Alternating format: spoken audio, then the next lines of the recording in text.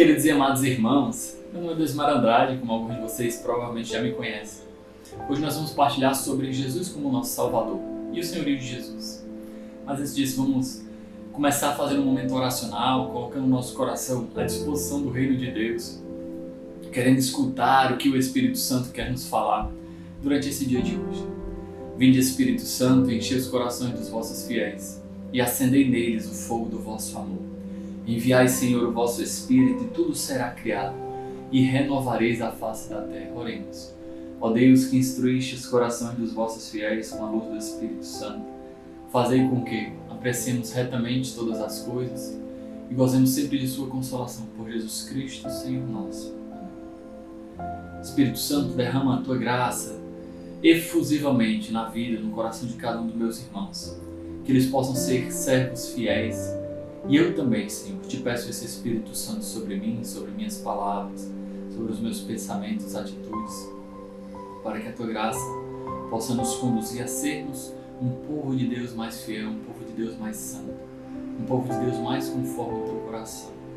Não te peço isso, Jesus, sobre mim, nem sobre os meus irmãos, por orgulho, por presunção, mas invocando com humildade para que tu seja o Deus e Senhor de nossa vida. Fica conosco, Jesus.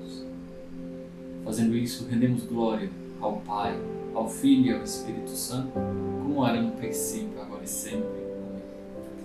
Meus irmãos, falar de Jesus como nosso Salvador, falar de Jesus como o grande Senhor, proclamar o senhorio de Jesus dentro da nossa vida, é, antes de mais nada, sem dúvida alguma, reconhecer a ação salvadora de Deus em nossa história.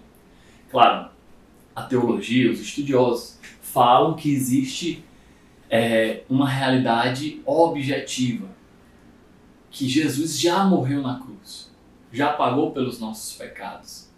E esse como a gente diz, uma realidade objetiva, por quê? Porque aconteceu. Aconteceu. Independente de você acolher ou não o Evangelho, independente de eu viver ou não uma vida cristã, uma identidade, um testemunho, aconteceu. O fato de eu não acreditar, por exemplo, não vai mudar o fato de que aconteceu. É real, é concreto, é histórico.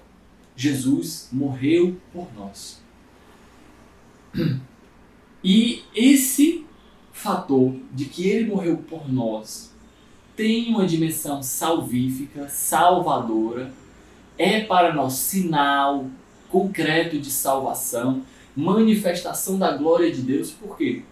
Porque Jesus, sendo Deus, na eternidade, que existia desde todos os tempos, ele nasceu, ou seja, ele foi gerado no seio da Virgem Maria, tanto que no credo nós falamos gerado e não criado, porque ele é eterno, é coeterno, ele é eterno junto com o Pai. Ele escolheu fazer-se homem. E sendo perfeito, eterno, incrível como Deus, ele escolheu nascer como um homem na condição mais humilde. E mais do que como um homem qualquer, ele escolheu nascer à imagem do pecado, São Paulo diz. Claro, Jesus não foi pecador, mas nasceu à imagem do pecado. Eu gosto de explicar isso falando que o pecado ele tem uma dupla dimensão.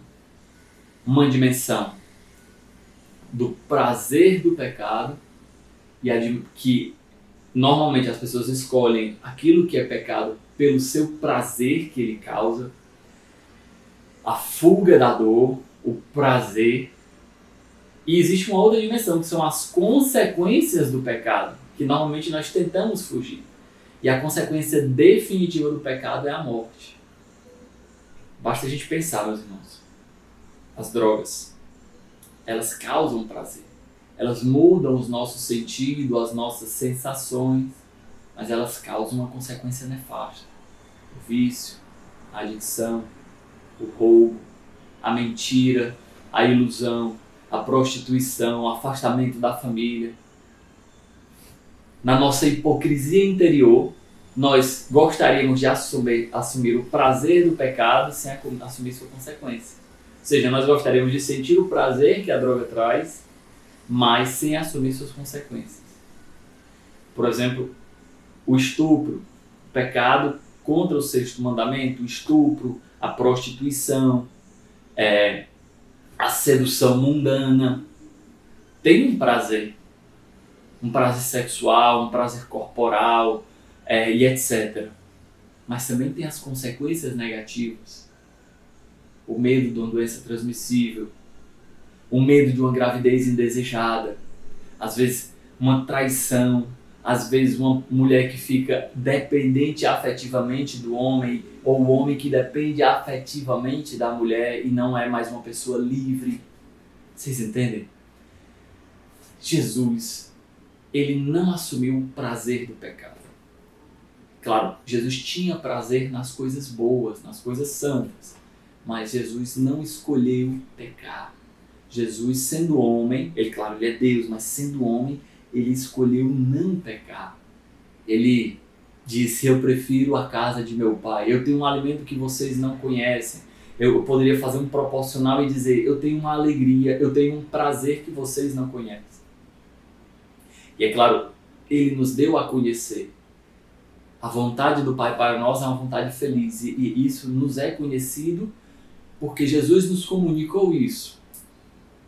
Mas não assumindo a escolha do pecado, Jesus fez a opção mais louca, a contramão do mundo. Enquanto o mundo quer escolher o prazer do pecado, o prazer do ter, o prazer do poder, Jesus renunciou o prazer do ter, o prazer do poder, o prazer do ser conhecido. Ele renunciou o prazer que o pecado poderia trazer a ele, mas assumiu as consequências do pecado, nas suas condições mais extremas e últimas, ao ponto de o evangelista que nos fala do texto sagrado, ele chega a dizer que Jesus na cruz diz: Lama, Lama, Rabi, né? Lama sabachthani. Meu Deus, por que me abandonaste? O grito de abandono de Jesus na cruz é exatamente, alguns teólogos dizem, esse é um grande mistério, claro, eu não consigo reduzir esse mistério, mas esse grito é o extremo acolhimento da humanidade pecadora, longe de Deus. Jesus sente em si, com a maior profundidade, o abandono que o pecado faz com o homem.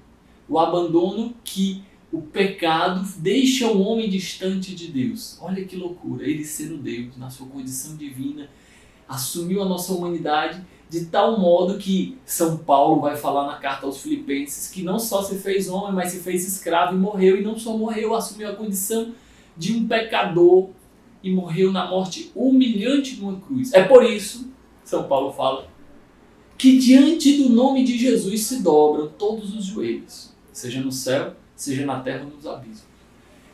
É exatamente porque ele assumiu o nosso pecado que nós podemos dizer: eu fui salvo. Eu fui salvo. Porque Jesus já assumiu as consequências eternas do meu pecado. O afastamento definitivo de Deus. Na cruz ele diz: Deus, por que me abandonaste? Ele assumiu. Eu fui salvo. É essa realidade da salvação que Jesus Cristo realizou em nossa vida, meus irmãos. Não é somente um sacrifício porque foi de dor. Não é somente um sacrifício porque foi humilhante. Mas foi um sacrifício divino.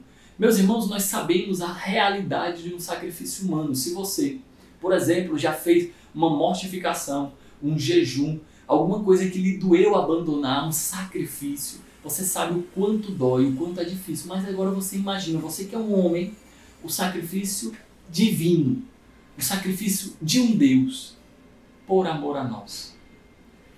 Isso é que a teologia chama de uma realidade objetiva. Já aconteceu. Essa salvação ela é eterna, porque já aconteceu em Jesus Cristo de uma vez por todas. Porém,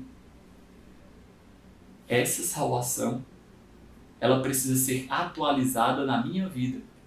Ou seja, eu preciso colher os frutos dessa salvação na minha vida. As portas do céu, meus irmãos, já estão abertas. A salvação já está aí, para aqueles que querem aderir. Mas nós precisamos caminhar em direção a essas portas abertas. Nós precisamos entrar pelas portas do paraíso. Comparação, né? Jesus abriu a porta, mas também depende de nós acolher a salvação. É aquilo que se chama de salvação subjetiva. Ou seja, aquela salvação que já aconteceu, eu acolho e atualizo na minha vida. E como eu faço isso? Tendo fé.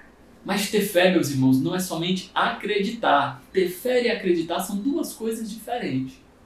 Normalmente nós colocamos ela no mesmo patamar. Nós dizemos, eu acredito em Deus.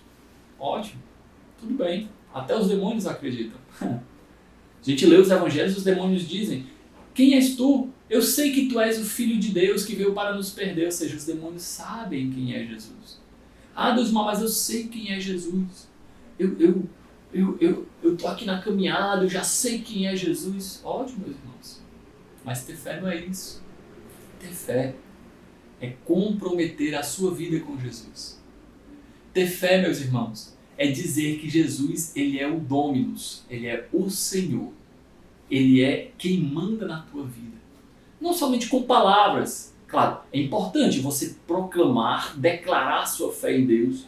Tanto que todas as missas que nós participamos proclamamos, creio em Deus Pai, eu tenho fé em Jesus Cristo, tenho fé no Espírito Santo, tenho fé naquilo que a igreja me propõe como caminho de santidade, show. Mas mais do que palavras, a sua vida, meu irmão. A sua vida precisa proclamar o senhorio, a sua vida precisa proclamar que Jesus, ele é o Dominus, o Senhor da sua vida. E concretamente nas atitudes, nas escolhas. Meu Deus, aqui, às vezes você está no dia a dia, meu Deus, eu preciso tanto descansar, eu estou tão cansado, e aí por isso eu vou faltar à missa. Senhorio de Jesus, o Senhor, ele é o Senhor, ele que manda na tua vida, ele que é o dono, aquele que te salvou, aquele que te libertou. Não, eu vou receber visitas hoje na minha casa, então é um dia de domingo, mas o Senhor vai entender, né? Porque o Senhor é um Deus misericordioso. Tudo bem. Ele é um Deus misericordioso. Mas você, com essa atitude, proclama o senhorio dele na sua vida? Você compreende, meu irmão? Nas nossas atitudes precisamos proclamar que ele é o Deus da minha vida. Deus em primeiro lugar, eu prefiro o paraíso, ele é o Senhor da minha vida. Quando a tentação bater a tua porta, diga, eu prefiro estar com Deus, eu escolho por Deus, prefiro o paraíso. São Felipe Neri não disse eu prefiro o purgatório, eu prefiro uma vida assim, meio mais ou menos, né? Que claro, eu quero ir para o céu, mas também não precisa ser tão radical assim, né? Não. Eu prefiro o paraíso, e o paraíso é Jesus. Santa Teresinha, ela era tão radical com o senhorio de Jesus que ela dizia, a vida é Jesus. Ele é o Senhor. A vida é Jesus. E se eu estou com Jesus, tanto faz estar viva ou estar morta. Que radicalidade. E radicalidade não é ser louco, ser insano, não. Radicalidade, a palavra vem de ter raízes. Se tua vida, meu irmão, não tiver raízes, os ventos, as tribulações, as forças desse mundo vão te derrubar. Vai ser como uma casa construída sobre areia. Mas se tua vida é radicalmente fincada no Evangelho, aí sim, faz toda a diferença. Então, meu irmão, proclamar o senhorio de Jesus é reconhecer Jesus como o único Deus e Salvador. O Senhor. E isso entra também no reconhecimento dessa salvação dentro da tua história de vida. Por exemplo, você sabe de onde Jesus te tirou. Você sabe onde estaria a sua vida se Jesus não tivesse te resgatado. Eu gostaria que você, nesses breves momentos, se você estiver assistindo essa formação, com muita gente, não tem problema, fecha teus olhos um momento e imagina onde você estaria se Jesus não tivesse te resgatado. Vou fazer isso com vocês também. Será que você estaria vivo, em primeiro lugar?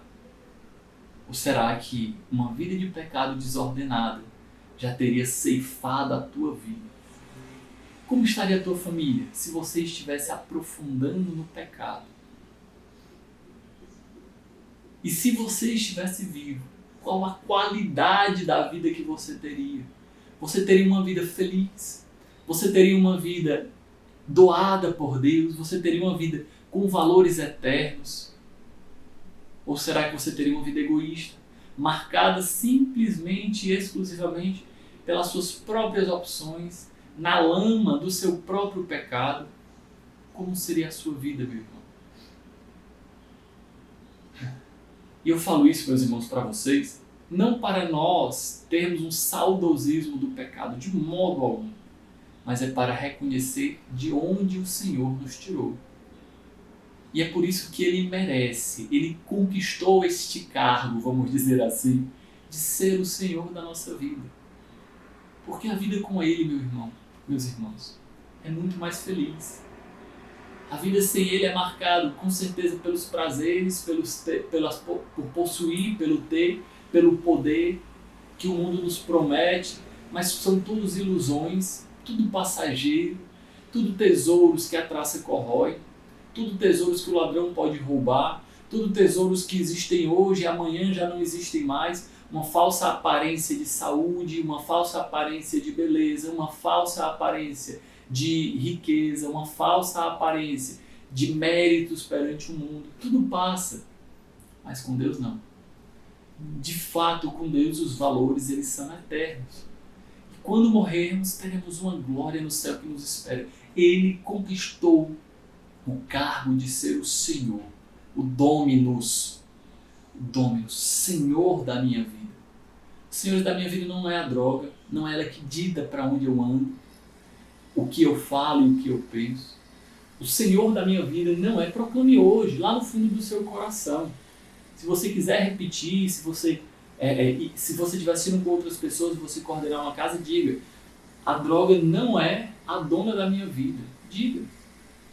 Os prazeres sexuais não são os donos da minha vida. Eles não ditam o que eu penso, o que eu falo, por onde eu ando. Proclame isso. Os jogos não são os donos da minha vida. Os vícios não são os donos da minha vida. Proclame com força e com fé. O desejo de ganância, o desejo de poder não é o dono da minha vida. Proclame com força: Jesus é o Senhor. Ele é o dono da minha vida.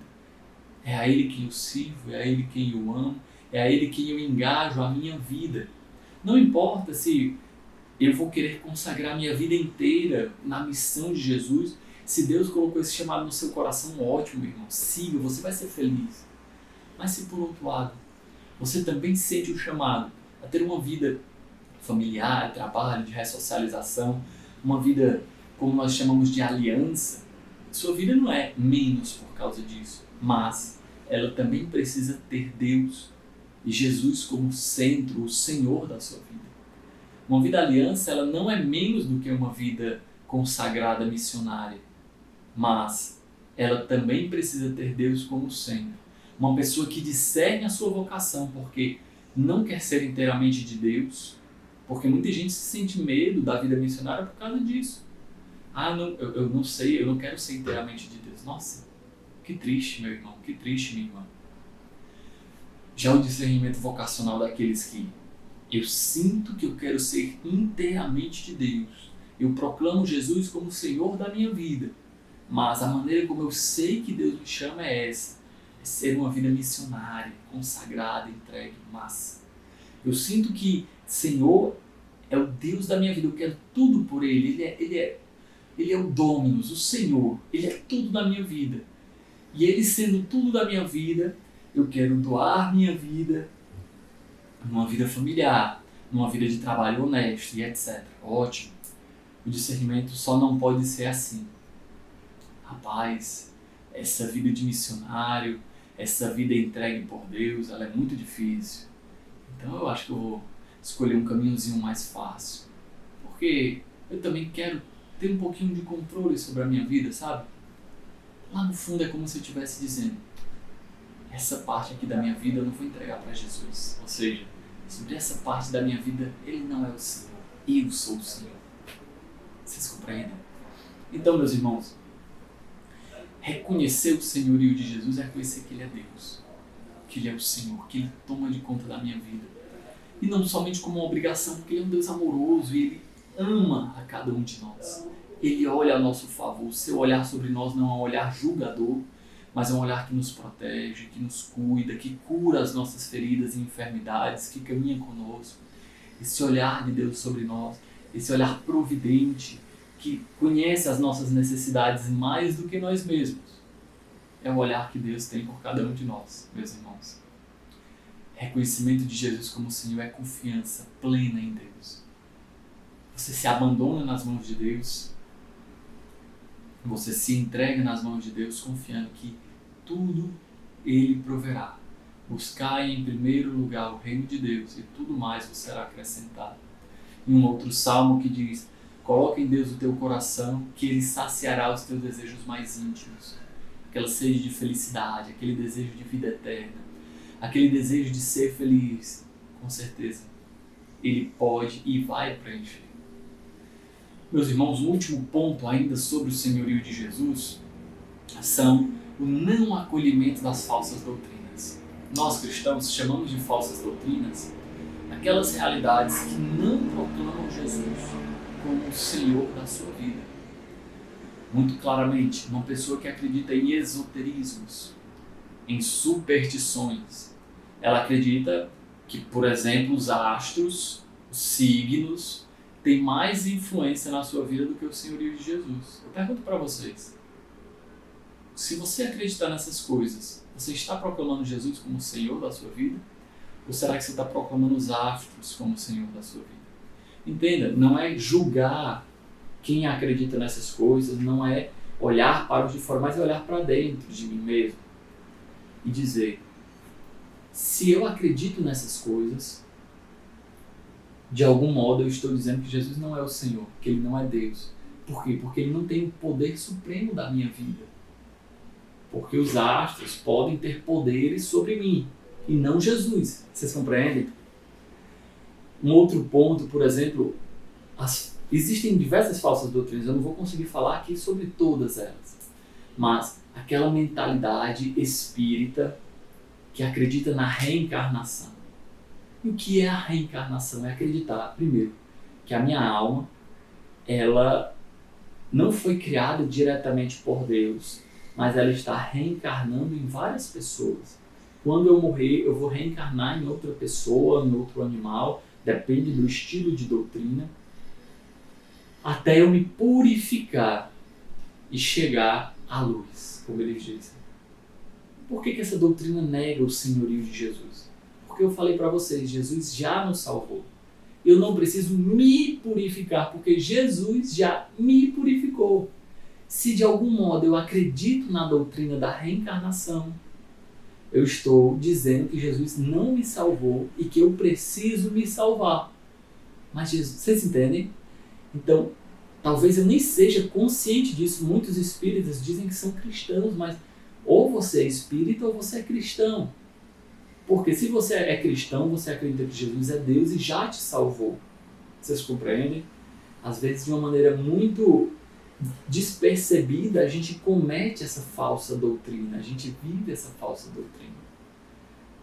Ou acreditar em divindades, acreditar em coisas que não proclamam o senhorio de Jesus na nossa vida. Algumas pessoas acreditam que as plantas têm poderes, algumas pessoas acreditam que alguns lugares têm energias.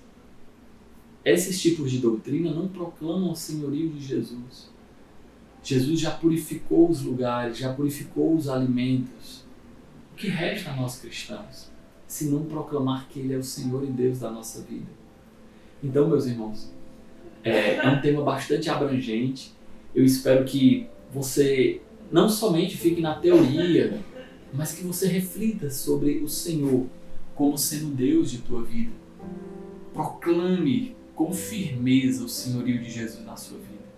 E esse senhorio não só contra essas falsas doutrinas que eu partilhei com vocês, mas ainda mais contra o pecado. A nossa batalha não é contra as drogas. A nossa batalha não é contra os prazeres do mundo. São Paulo diz nas suas cartas que a nossa batalha são contra os poderes espirituais. Nós estamos diante de um campo de batalha entre o céu e o inferno, meus irmãos.